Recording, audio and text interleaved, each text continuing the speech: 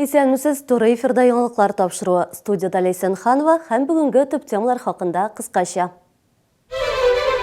60-нчы комплекста педофил яши. Бүген социаль челтәрләрдә таралган әлеге хәбәр дөреслеккә туры киләме? Киләләр заллар, киләләр заллар. Елга буен шүплек иткәннәр, экологлар Крәшен Маҗина авылына рейдка чыкты.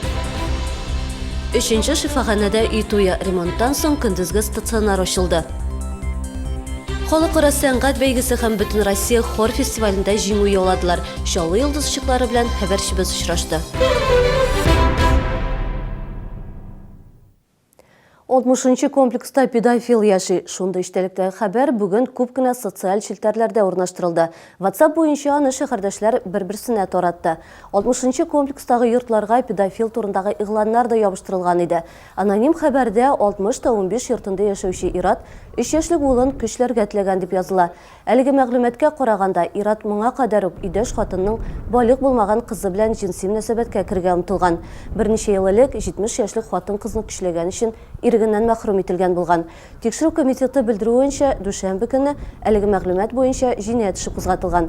Хәзер тикшерү бара. Авангард җиңелде. Татарстан югары суды Чаллы башкарма комитеты тарафыннан үткәрелгән конкурс нәтиҗәләрен дөрес дип тапты. Исегезгә төшерәм, узган ел Авангард карамагындагы 12 йортны идарә итү буенча конкурс игълан ителгән иде. Сәбәбе компаниянең лицензиясе булмау. Конкурс нәтиҗәләре буенча йортлар белән идарә итү Үзәк һәм автозавод муниципаль компанияләренә тапшырылды. Тик Авангард моның белән килешмәде. Нәтиҗәдә шәһәрдәшләр ресурслар белән тәэмин итүче оешмалардан да Авангардтан да түләү кәгазьләре алды.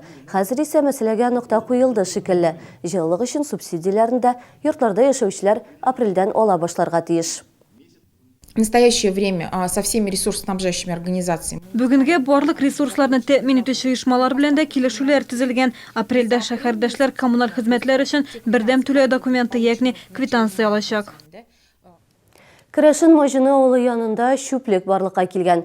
Шүпчарны Куады елгасы янына ук ташлыйлар. Авылда яшәүчеләр әйтүенчә, көнкүреш һәм төзелеш калдыкларын күрше авылдан китерәләр. Бүген әлеге урынны экологлар тикшерде. Василий Калинин авылга бабасы янына кайта. Куады елгасы ярында 50 метр мәйданны шүп били. Әлеге хәл инде 2 атналап дәвам итә. Крәшен Маҗина авылында нибары 4 йортта гына кеше яши. Алар шүпчарны бирегә ташламый. Төзелеш калдыкларын, искергән спорт инвентарьларын, көнкүреш калдыкларын суык судан китерергә мөмкиннәр ди авылда яшәүчеләр. Менә без элек мин сельхоз председатель белән мусорларны чистартып бирдем. Вот, менә шул киләләр заллар, киләләр заллар, без аларны чистартып җандырып йөрибез.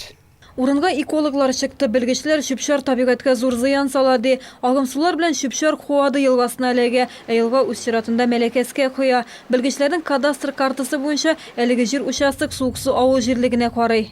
Главе сельского поселения будет выдано обязательно предписание по ликвидации. Авыл советы башлыгына хат юллыйбыз. Калдыклар буенча шүпчарны кем ташлаганын ачыкларга тырышачакбыз. Бирдә хоккей кәшәкәләр эшлемнар. Миңа калса бу авылда хоккей клубы бар. Спорт инвентарьларын кайчан яңыртканнарын ачыкларбыз.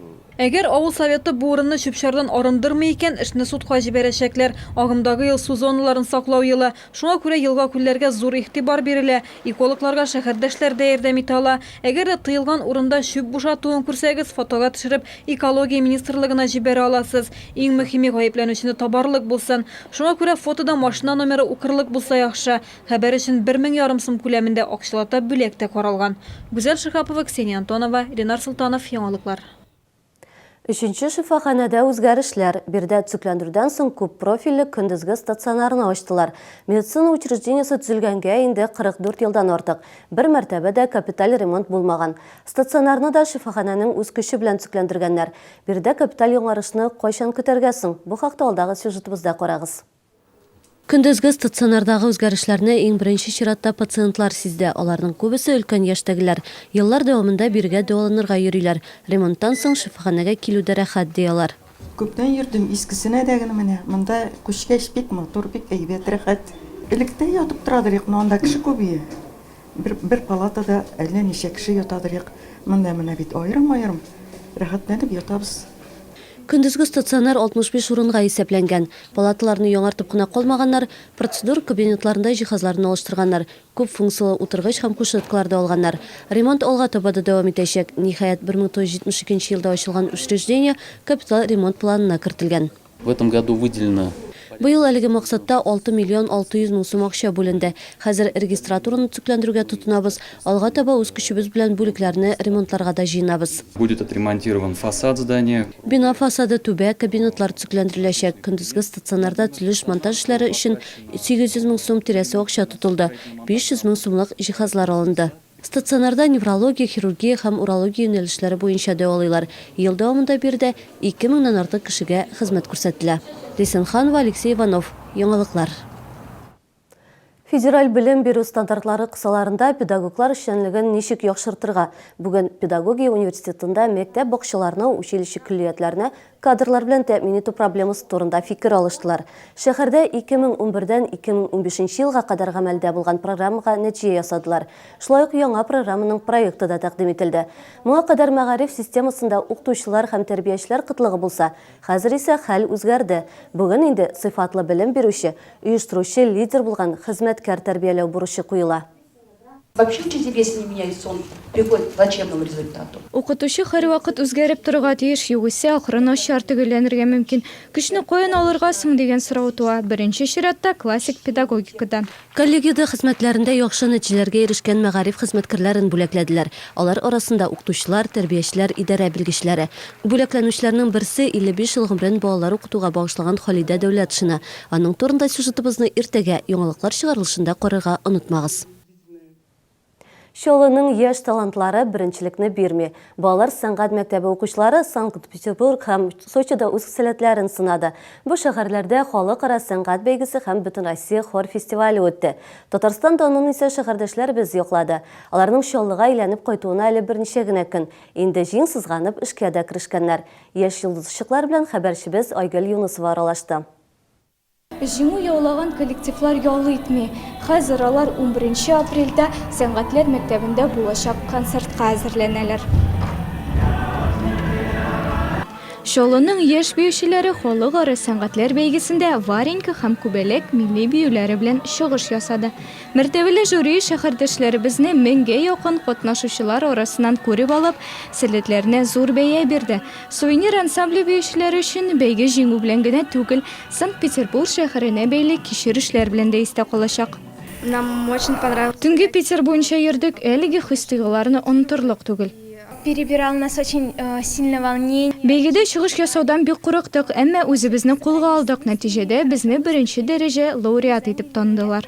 Мы ездили 2 года назад в Париж. 2 ел элек Парижда үткән бәйгедә катнашкан идек. Быел Петербургка бардык. Мондый чаралар үз сәләтеңне күрсәтү, башкалар белән чагыштыру, тәҗрибә туплау мөмкинлеге. Балалар сәнгате мәктәбенең Октава хор коллективы да үз өлкәсендә яхшылардан булып табылды. Алар Сочида узган беренче Бөтен Россия хор фестивалендә 2нче урын алды.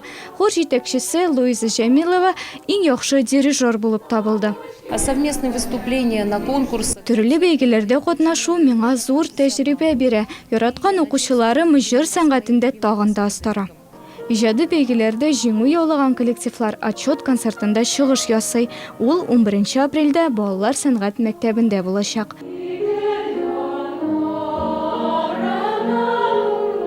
Айгөл Юнысова, Ленар Султанов, Яңалыклар. Бу бүген сезгә җиткерәсе соңгы мәгълүматыбыз иде. Иртәгә очрашканга кадәр исән-имин булыгыз.